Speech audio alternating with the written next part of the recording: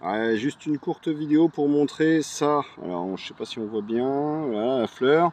Et donc, bah, la plante en elle-même, hein, voilà, c'est ça, hein, c'est cette plante-là. Ça, c'est ce qu'on appelle de la benoîte.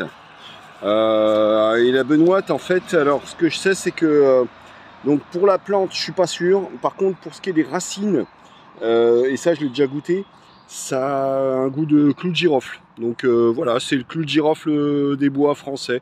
Et alors ça, il y en a de partout. Je crois que ça s'appelle la benoîte des jardins.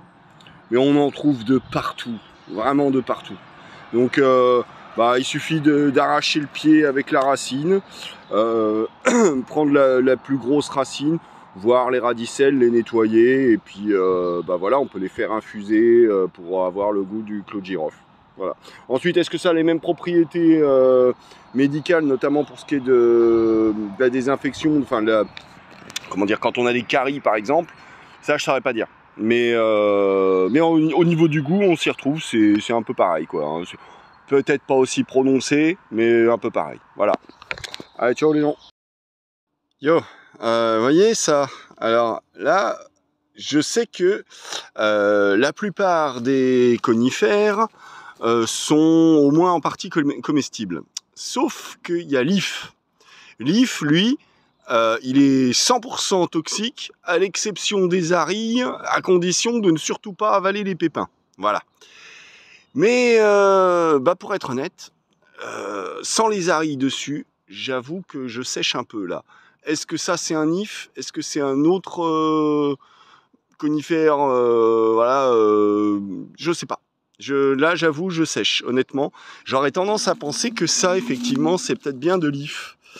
Mais je suis pas sûr. Donc c'est bon, c'est encore une fois pour bien mettre l'accent sur le côté dans le doute, abstiens-toi.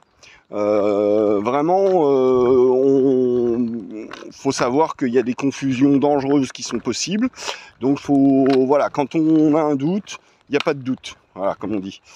Donc voilà, c'était juste pour remettre un petit peu les points sur les i, question de ça. Moi, qui aime bien mettre des petites pousses jeunes de conifères dans mes tisanes, et bah, si je risque de faire la confusion avec de l'if, je le fais pas. Voilà, je m'abstiens. Voilà, tout simplement. Hein. Et quand on n'est pas sûr à 100%, on fait attention, voilà, on fait pas. Vaut mieux. Voilà. Avec... Bon, juste pour la blague, vous voyez là en face c'est une île.